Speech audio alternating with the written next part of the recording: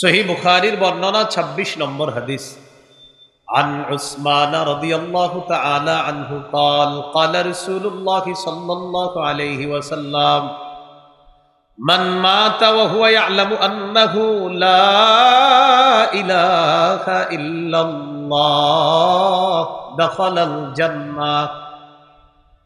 নবীজি বলেন, কোন ব্যক্তি যদি এমন অবস্থায় মারা যায় সে বিশ্বাস করে আল্লাহ ছাড়া কোনো ইলাহ নাই, কোন ব্যক্তি যদি মারা যায় এমন অবস্থায় যার বিশ্বাস হলো আল্লাহ ছাড়া কোনো ইলাহ নাই, দাখালাল জান্নাহ, আমি নবী বলে দিলাম সে জান্নাতে প্রবেশ করবে।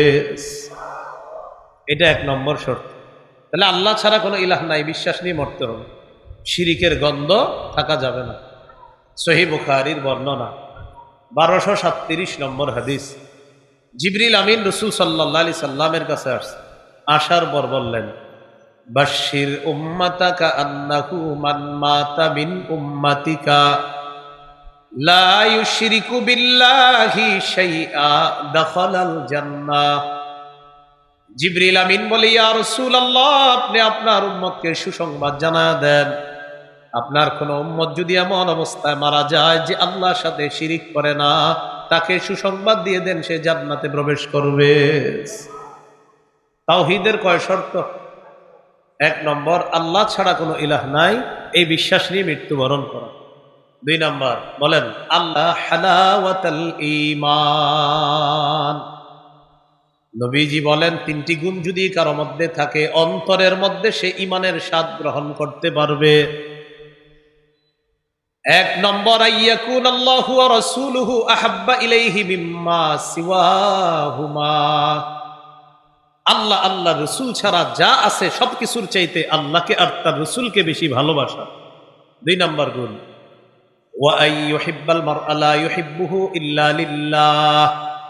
কোন মুসলমানকে শুধু আল্লাহর জন্য ভালোবাসা, কোন স্বার্থের কারণে ভালো না বাসা।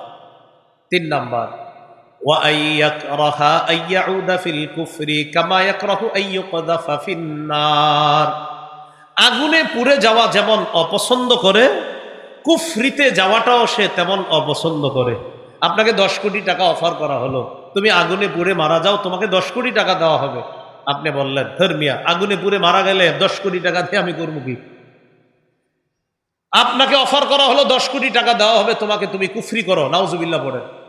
আপনার জবাব হতে হবে, ১০ কোটি টাকা দিলে যেমন আমি আগুনে পুড়তে আমি রাজি না, ১০ কোটি টাকা দিয়ে আমি কুফরি করতেও রাজি না, কারণ দুনিয়ার আগুনে পুড়তে রাজি না, আর কুফরি করে জাহান্নামের আগুনে পুড়তেও রাজি না। এই হলো আপনার অপছন্দ করতে হবে, যে আমি আগুনে পুড়ে যাওয়া এটা অপছন্দ আমার, তাই কুফরি করা এটাও আমার তেমন অপছন্দ যেমন আগুনে পুড়ে যাওয়া আমার অপছন্দ। এই ৩ গুণ যদি কারো মধ্যে থাকে, রাসূলুল্লাহ সাল্লাল্লাহু আলাইহি সাল্লাম বলেন, ওয়াজাদা হালাওয়াতাল ঈমান, সে ঈমানের মিষ্টতা, ঈমানের স্বাদ আস্বাদন করতে পারবে। কয় গুণ? ৩ গুণ। এর মধ্যে ১ নম্বর, আল্লাহ আল্লাহ রসুলকে বেশি ভালোবাসা। তাওহীদের শর্ত কয়টা? আমি আস্তে ধীরে বলি, আপনারা খালি মন দিয়ে শোনেন। ১ নম্বর, আল্লাহ ছাড়া কোনো ইলাহ নাই এই বিশ্বাস নিয়ে মৃত্যুবরণ করা। ২ নম্বর, আল্লাহ ছাড়া কোনো ইলাহ নাই এই কথায় সামান্য সন্দেহ করা যাবে না। ৩ নম্বর, আল্লাহ ছাড়া কোনো ইলাহ নাই মুখে বলার পাশাপাশি অন্তরেও বিশ্বাস করা। মুখে একটা, অন্তর আর একটা, তাওহীদের শর্ত পূরণ হবে না। ৪ নম্বর, আল্লাহকে সবচেয়ে বেশি ভালোবাসা। এই ৪ শর্ত পূরণ করে আল্লাহর একত্ববাদ স্বীকার করে আপনি যান, ইনশাল্লাহ একদিন জান্নাতে প্রবেশ করবেন। এই হলো আল্লাহু লা ইলাহা ইল্লাহু। এরপর আল্লাহ বলেন আল হাইয়ুল কাইয়্যুম। আল হাইয়্যু তিনি চিরঞ্জীব, আল কাইয়্যুম তিনি চিরপ্রতিষ্ঠিত। আল্লাহ তাআলা তাকে কোনো মৃত্যু স্পর্শ করবে না, আল্লাহ চিরঞ্জীব, হাইয়ুন। সূরা আর রহমানের ২৬-২৭ নম্বর আয়াতে আল্লাহ বলেন, কুল্লু মান আলাইহা ফানিউ ওয়া ইয়াবকা ওয়াজহু রাব্বিকা যুল জালালি ওয়াল ইকরাম। যা কিছু আছে এই পৃথিবীতে সব ধ্বংস হয়ে যাবে, আপনার মহামহিম সম্মানের রব একমাত্র বাকি থাকবে, আর সব ধ্বংস হয়ে যাবে। আল্লাহ তাআলা বলেন, কুল্লু নাফসিন যায়িকাতুল মাউত, প্রত্যেকটা নফস মৃত্যুর স্বাদ গ্রহণ করবে, সবাই মৃত্যুবরণ করবে। আমাদের নবীকে আল্লাহ বলেন, ইন্নাকা মাইয়িতু ওয়া ইন্নাহুম মাইয়িতুন, নবী নিশ্চয় আপনি মৃত্যুবরণ করবেন, তারাও মৃত্যুবরণ করবে। একমাত্র একজনকে মৃত্যু স্পর্শ করে না, তিনি হলেন হাই, তিনি হলেন আল্লাহ, তিনি চিরঞ্জীব, তাকে মৃত্যু স্পর্শ করে না। এরপর আল্লাহ বলেন আল কাইয়্যুম, তিনি চির প্রতিষ্ঠিত। এই মাদ্রাসাটা প্রতিষ্ঠিত কিন্তু চির প্রতিষ্ঠিত না। এই এলাকার অমুক জায়গাটা অমুক স্থাপনাটা প্রতিষ্ঠিত হয়েছে অমুক সালে, কিন্তু চির প্রতিষ্ঠিত না। এই আসমান প্রতিষ্ঠিত আছে আল্লাহর হুকুমে, চির প্রতিষ্ঠিত না। এই জমিন এইভাবে আছে আল্লাহর হুকুমে, তবে চিরস্থায়ী না, শুধু আল্লাহর হুকুম আছে তাই আছে। চির প্রতিষ্ঠিত একমাত্র একজনকে, তিনি কাইয়্যুম। 21 পারা 6 নম্বর পৃষ্ঠা সূরা রুমের 26 নম্বর আয়াতে আল্লাহ বলেন, ওয়ামিন আয়াতিহি আন তাকুমাস সামাউ ওয়াল আরদু বিআমরি।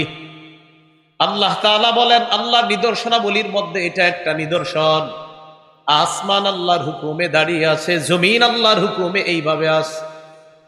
আসমানের দিকে তাকাই, তাকানোর পর দেখি কোনো খুঁটি নাই, খুঁটি ছাড়া আসমান। আল্লাহ তাআলা বলেন, ওয়াজআলনাস সামাআ সাকফাম মাহফুজা, আমি আসমানকে তোমাদের জন্য সুরক্ষিত ছাদ বানায়া দিছি। জমিন ভাসমান, এই জমিনের উপর আমরা আছি, নিচে পানি, আমাদের মাথায় আসে মাঝে মাঝে পানির উপরে আমরা আছি, তাহলে হেলে দুলে আমরা পড়ে যাচ্ছি না কেন? জমিন আমাদেরকে নিয়ে নড়াচড়া করে না কেন? নিচে তো পানি। আল্লাহ তাআলা বলেন, ওয়াজআলনাল জিবালা আওতাদা, আমি জমিনের নড়াচড়া বন্ধ করেছি কিভাবে জানো? পাহাড়কে পেরেক বসায়া দিয়া, এই পাহাড় নামক পেরেক জমিনের উপর বসিয়ে দিয়ে জমিনের নড়াচড়া বন্ধ করে তোমাদের বসবাসের উপযোগী বানায় দিয়েছে। কিন্তু চিরপ্রতিষ্ঠিত না, ওটা চিরপ্রতিষ্ঠিত না। বিআমরি, আল্লাহর হুকুম যতদিন আসমান থাকবে, আল্লাহর হুকুম যতদিন জমিন থাকবে, কিন্তু সব ধ্বংস হয়ে যাবে একদিন। একমাত্র চিরপ্রতিষ্ঠিত একজন, তিনি কে? এটাই আল কাইয়্যুম। সামনে মুসলমান যারা আছেন, সাধারণ মুসলমান ভাইরা একটু বলবেন বেশি, ওলামায়ে কেরাম তো বিষয়গুলো জানে, বলেন আমার সাথে, ইয়া হাইয়ুন ইয়া কাইয়্যুম, ইয়া হাইয়ু ইয়া কাইয়্যুম। আপনাদের যাদের যত সমস্যা আছে, এই দুইটা নাম আল্লাহকে আগে বলবেন অনেকক্ষণ, আরবিতেই প্রথমে বললেন, ইয়া হাইয়ু ইয়া কাইয়্যুম, ইয়া হাইয়ু ইয়া কাইয়্যুম, ইয়া হাইয়ু ইয়া কাইয়্যুম, এইভাবে বলে বলে এরপরে বাংলায় বলবেন, ও চিরঞ্জীব রব আল্লাহ, ও চির প্রতিষ্ঠিত রব আল্লাহ, আপনার নবী বলছে এই দুই নাম নিয়ে দোয়া করলে আপনি দোয়া কবুল করেন। আমার তো মেয়েটার বিয়ে হচ্ছে না, আল্লাহ আমি কত পেরেশানির মধ্যে আছি, আপনি একটু বিয়ের ব্যবস্থা করে দেন। আমার দোকানে বরকত হচ্ছে না, ইয়া হাইয়ু ইয়া কাইয়্যুম, ও চিরঞ্জীব রব আল্লাহ, ও চির প্রতিষ্ঠিত রব আল্লাহ, আমার ব্যবসায় বরকত দিয়ে দেন। আল্লাহ আমি আগে কৃষিক্ষেত করতাম, অনেক ফসল পাইতাম, এখনো আমি কৃষি কাজ করি, তো আগের মতো ফসল পাচ্ছি না, আল্লাহ আপনি আমার ফসলে বরকত দিয়ে দেন। রাসূলুল্লাহ সাল্লাল্লাহু আলাইহি সাল্লাম বলেন, এই দুই নাম হলো ইসমে আজম, ইজা দুইয়া বিহা আজাবা। এই দুই নাম নিয়ে কোনো বান্দা যদি দোয়া করে, সাথে সাথে আল্লাহ দোয়া কবুল করে। তাহলে হাইয়ুন কাইয়্যুম এগুলা হলো কি? ইসমে আজম। সূরা বাকারার 255, সূরা আলী ইমরানের 2 নম্বর আয়াত, সূরা তাহার 111 নম্বর আয়াত, এই 3 আয়াতে হাইয়ুন কাইয়্যুম আসলে। সূরা বাকারার 255 নম্বর আয়াত যেটা আমি তেলাওয়াত করছি, আল্লাহু লা ইলাহা ইল্লা হুয়াল হাইয়ুল কাইয়্যুম। সূরা আলী ইমরানের 2 নম্বর আয়াত, আলিফ লাম মিম, আল্লাহু লা ইলাহা ইল্লা হুয়াল হাইয়ুল কাইয়্যুম। সূরা আলী ইমরানের 2 নম্বর আয়াত। সূরা তাহা 111 নম্বর আয়াত। ওয়ানাতিল ওয়ুজুহু লিল হাইয়িল কাইয়্যুম। এই 3 আয়াতের মধ্যে আল হাইয়ুল কাইয়্যুম এই 2টা ইসমে আজম আছে। এই 2 ইসমে আজম নাম নিয়ে যারা আল্লাহর কাছে দোয়া করবে, আল্লাহ তাআলা তাদের দোয়া কবুল করবে। আল্লাহ আমাদেরকে আমল করার তৌফিক দান করেন। এইগুলো আল হাইয়ুল কাইয়্যুম। এরপরে আল্লাহ তাআলা বলেন, লা তাখুযুহু সিনাতু ওয়ালা নাওম। তন্দ্রা তাকে স্পর্শ করে না, নিদ্রা তাকে স্পর্শ করে না। তন্দ্রা কাকে বলে? জীবনী আপনার ওই একটু ঘুম আসে না এমন। নিদ্রা একবারে ঘুমিয়ে যাওয়া, কোনোটাই আল্লাহকে স্পর্শ করে না। ইবনে মাজার হাদিস, ক্বালা রাসূলুল্লাহ সাল্লাল্লাহু আলাইহি ওয়াসাল্লাম, ইন্নাল্লাহা লা ইয়ানাম ওয়া লা ইয়ানবাগি লাহু আন ইয়ানাম। রাসূলুল্লাহ সাল্লাল্লাহু আলাইহি সাল্লাম বলেন, নিশ্চয়ই আল্লাহ তাআলা ঘুমান না, ঘুমানো আল্লাহ তাআলার জন্য শোভা পায় না। নিশ্চয়ই আল্লাহ তাআলা ঘুমান না, আর ঘুমানো আল্লাহর জন্য শোভা পায় না। আমাদের রব কত মায়া করে আমাদেরকে, আমাদের আরামের জন্য আমরা ঘুমাই, আর রব আমাদেরকে দেখতেছে, আমাদেরকে জানতেছে, আমাদের কোনো সমস্যা হয় কিনা আমাদের রব আমাদের সব খোঁজ খবর রাখতেছে। তাকে তন্দ্রা স্পর্শ করে না, তাকে নিদ্রা স্পর্শ করে না। সে রব, তিনিই তো রব। আল্লাহ তাআলা সেই রবের গুণগান বেশি বেশি করার তৌফিক দান করেন। এরপরে আল্লাহ বলেন, লাহু মা ফিস সামাওয়াতি ওয়া মা ফিল আরদ। আসমান জমিনের যা কিছু আছে সব তার। এবার আমি প্রশ্ন করি, আপনারা জবাব দিবেন, আসমান জমিনের সব কার? আসমান কার? জমিন কার? সৃষ্টিকার? আমরা কার? আমরা চলবো এটার হুকুমটা হবে কার? এটা হচ্ছে না। আসমান কার বলেন? জমিন কার? সৃষ্টিকার। তো হুকুম চলবে কার? এটাতে হচ্ছে না। এত বছর হয়ে গেল আমাদের দেশে, এখনো আমাদের দেশে এই কথা শুধু বলা হচ্ছে। আমাদের দেশ এটা একটা মুসলিম কান্ট্রি, শুধু বলা হচ্ছে, অথচ এই দেশ এখনো সুদ ভিত্তিক রাষ্ট্র ব্যবস্থা। মুসলমান দেশের প্রধান অর্থনীতি কিভাবে সুদি কারবার হয় বলেন? মুসলমান দেশের অর্থনৈতিক ব্যবস্থা এটা সুদি কারবার যদি হয়, সুদি কারবারের শেষ পরিণতি ভিক্ষা করা। জাকাত ব্যবস্থা, জাকাত ভিত্তিক অর্থ ব্যবস্থার শেষ পরিণতি ধনী হওয়া। একজন সুদখোর 100 জন গরিবকে টাকা দেয়, ওই 100 জন গরিব কিস্তিতে ঋণ পরিশোধ করতে করতে আরো গরিব হয়। একজন ধনী আরো ধনী হয়। একজন ধনী জাকাত দাতা একজন গরিবকে জাকাত দেয়, সেই গরিব জাকাত নিতে নিতে ধনী হয়ে সেও জাকাত দেওয়ার যোগ্য হয়ে যায়। এই জন্য বলেন, রাষ্ট্র কার? আসমান কার? জমিন কার? তো আইন চলবে কার? আল্লাহর আইন যেন বাংলাদেশে প্রতিষ্ঠিত হয়ে যায়, এজন্য একজন যোগ্য শাসকের প্রয়োজন। যেই শাসকের প্রধান গুণ হবে 4টা। কয়টা? সূরা হজের 41 নম্বর আয়াতে আল্লাহ বলেন, আল্লাযীনা ইম্মাক্কান্নাহুম ফিল আরদি আকামুস সালাহ ওয়া আতাউয যাকাতা ওয়া আমারু বিল মা'রুফি ওয়া নাহাউ আনিল মুনকার। আল্লাহ তাআলা বলেন, আমি যাদেরকে রাষ্ট্র ক্ষমতায় বসাই তাদের প্রধান কাজ হবে 4টা। বলেন, রাষ্ট্র শাসক যিনি হবেন প্রধান কাজ কয়টা? 1 নাম্বার আকামুস সালাহ, নামাজ কায়েম করা। 2 নাম্বার ওয়া আতাউয যাকাহ, যাকাত আদায় করা। 3 নাম্বার ওয়া আমারু বিল মা'রুফ, নেক কাজের আদেশ করা। 4 নাম্বার ওয়া নাহাউ আনিল মুনকার, অসৎ কাজ থেকে নিষেধ করা। তাহলে ভাই সবাই একটু দিল থেকে বলবো, বলেন এই জমিন কার? আসমান কার? সৃষ্টিকার? হুকুম হবে কার? আলালাহুল খালকু ওয়াল আম। শোনো, সৃষ্টি তার, আইনও চলবে তার। ইনশাআল্লাহ আমাদের বাংলাদেশেও যেন সংসদ এমন হয় যে সেখানেও আইন চলবে আল্লাহ। এই জন্য আমাদেরকে একটা দোয়া করতে হবে প্রতিদিন 2 রাকাত নামাজ পড়ে। করবেন দোয়াটা?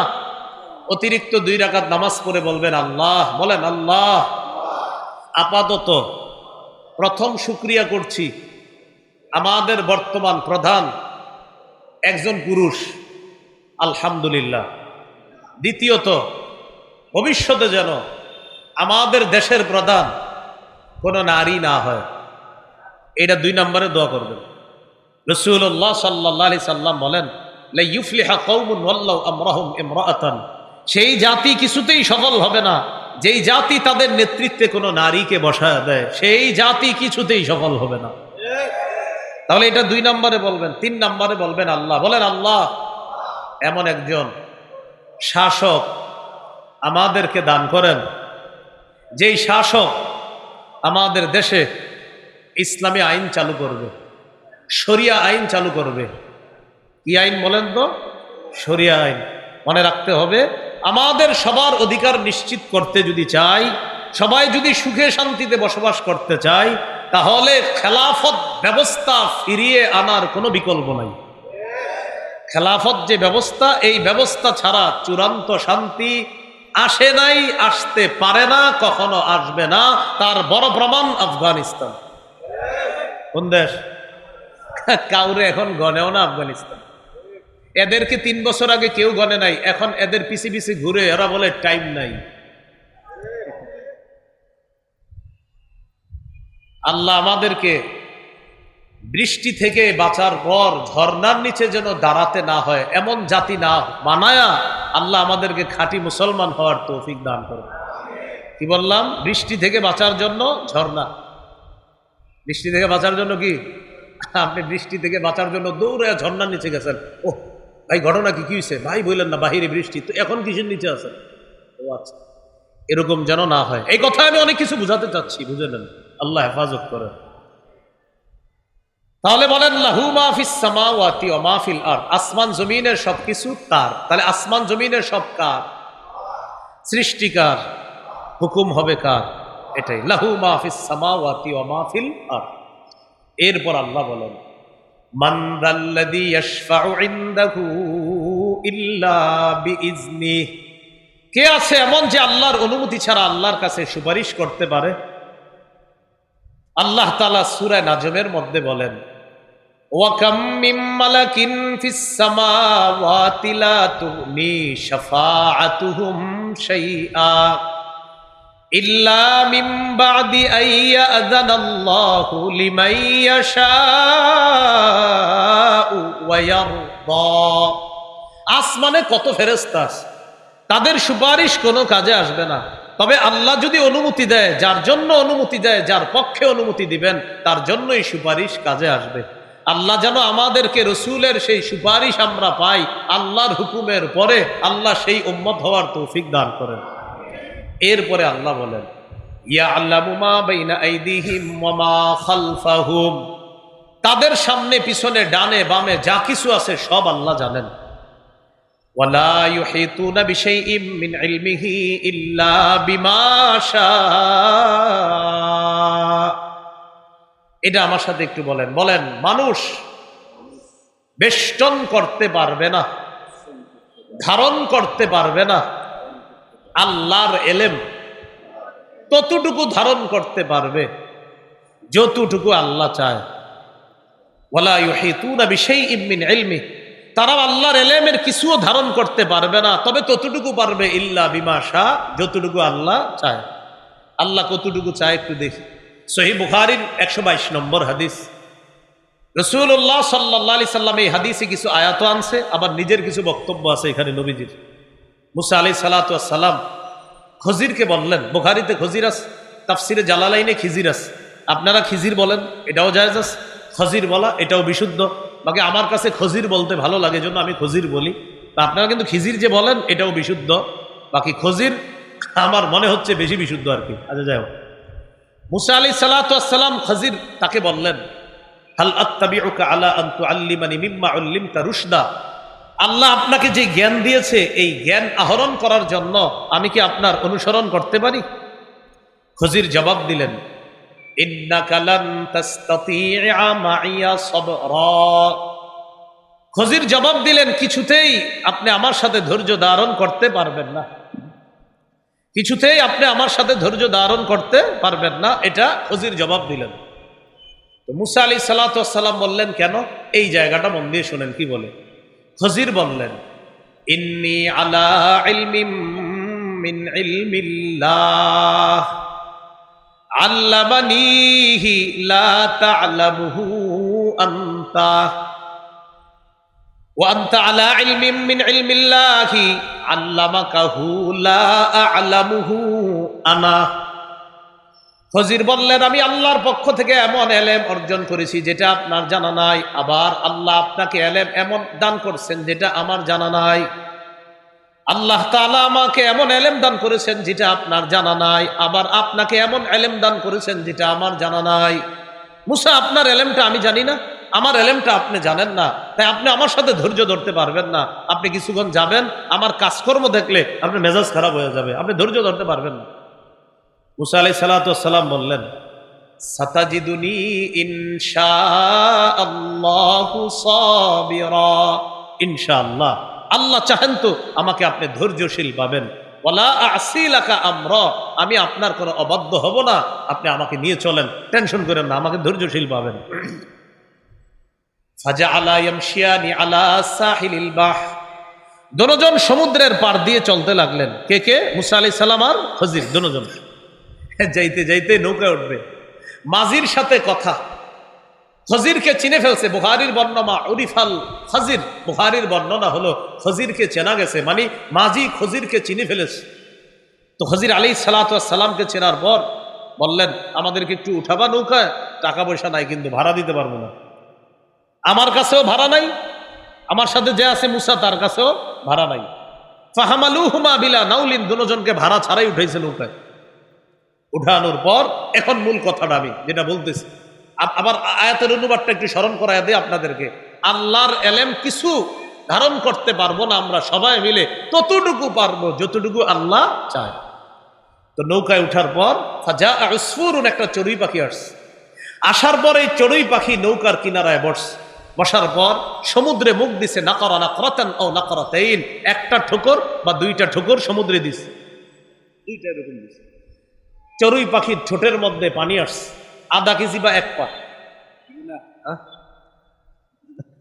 কতটুকু? সামান্য, একদম সামান্য। এই সামান্য পানি চড়ুই পাখির ঠোঁটের মধ্যে আসছে।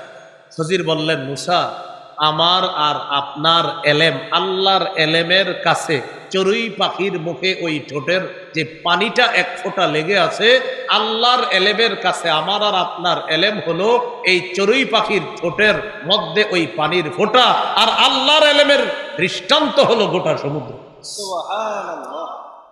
তাহলে দেখেন, আমরা যাদেরকে আল্লাহ ধর্মীয় বিদ্যা দান করে, বিশেষ করে কোরআন হাদিসেরা, বেশি শুকরিয়া করা দরকার। একটা সূরা মুখস্থ হইলে আলহামদুলিল্লাহ বেশি পড়বেন, যে আল্লাহ আপনার কালাম আমারে মুখস্থ করার তৌফিক দিলেন, আল্লাহ আপনার প্রশংসা, ভাষা আমার জানা নাই। এজন্য আমরা মাঝে মাঝে মনে করি ওমকে আর কত বড় আলেম, ফাটাই লাইস, কতটুকু? এইটুকু। হুজুর আপনি তো ফাটাই লাইতেছেন, এতটুকু ফাটে কিভাবে? এটা তো কোনো কিছুই না। তাহলে এতটুকু নিয়ে আমাদের মাঝে মাঝে যে হালাত অবস্থা হয়, মনে হয় যে আমি তো আমি, আবার কি, কিন্তু আল্লাহ আমাদেরকে বুঝার তৌফিক দান করেন। তাহলে কোরআন হাদিসের কিছু যখন জানবেন, শুকরিয়া আদায় করবেন বেশি। আলহামদুলিল্লাহ, আলহামদুলিল্লাহ যে আল্লাহ আপনি আমারে দুই চারটা কথা শিখাইছেন, আলহামদুলিল্লাহ। আপনি যদি সবও শিখে ফেলেন, মানে আপনার মনে হবে যে আমি তো অনেক কিছু, কিন্তু এতটুকু। আল্লাহ বুঝার তৌফিক দান। কারণ নবীর চেয়ে বেশি বিদ্যা তো আপনাকে দেওয়া হয় নাই। তো মুসা নবীকে খজির বলতেছে, আপনার আর আমার বিদ্যার দৃষ্টান্ত চড়ুই পাখির ওই ঠোঁটের মধ্যে পানির ফোঁটা, আর আল্লাহর এলেম গোটা সমুদ্রটা। তাহলে প্রিয় ভাইয়ারা, এই জন্য আল্লাহ বললেন, ওয়ালা ইউহিতুনা বিশাইইম মিন ইলমিহি ইল্লা বিমা শাআ। তারা আল্লাহর এলেম ধারণ করতে পারবে না, সামান্য নিতে পারবে না, ধারণ করতে পারবে না, ততটুকু পারে যতটুকু আল্লাহ চায়। এরপরে আল্লাহ বলেন, ওয়াসিআ কুরসিয়্যুহুস সামাওয়াতি ওয়াল আরদ, আল্লাহর কুরসিটা আসমান জমিন সব কিছু বেষ্টন করে আছে। এখানে আকীদার কিছু মাসালা আছে, তো যাই হোক। ওয়ালা ইয়াউদুহু হিফযুহুমা, আসমান জমিন সংরক্ষণে আল্লাহর ব্যাগ পেতে হয় না, কোনো কষ্ট হয় না। যেমন হুজুরে আসছে এখানে সফর করে, যদি জিজ্ঞাসা করি কষ্ট হয়েছে না আপনার, তো বলবে হ্যাঁ অমুক জায়গায় একটু জ্যামে ছিলাম, মানে কষ্ট হয়েছে এটা সত্যি। কিন্তু আসমান জমিন এইভাবে আছে, আল্লাহ বলেন আমার একটু ব্যাগ পেতে হয় না, মোটেই ব্যাগ পেতে হয় না আল্লাহ। এই জন্য তো আল্লাহ মহান। ওয়ালা ইয়াউদুহু হিফযুহুমা, এই দুইটা সংরক্ষণে আল্লাহকে ব্যাক পেতে হয় না, কোনো কষ্ট হয় না। ওয়া হুয়াল আলিয়্যুল আযীম, তিনি অধিক ঊর্ধ্বে, আল আযীম, তিনি মহান। আল্লাহ তাআলা আমাদের সকলকে আয়াতুল কুরসির বিশেষ যে কথাগুলো বলা হলো, বিশেষ করে মনে আছে 5 ওয়াক্ত নামাজের পর আয়াতুল কুরসি পড়বো, খানা ভুইলা যাব কিন্তু আয়াতুল কুরসি বলবো না। আর জানি কখন পড়বো? বিছানায়।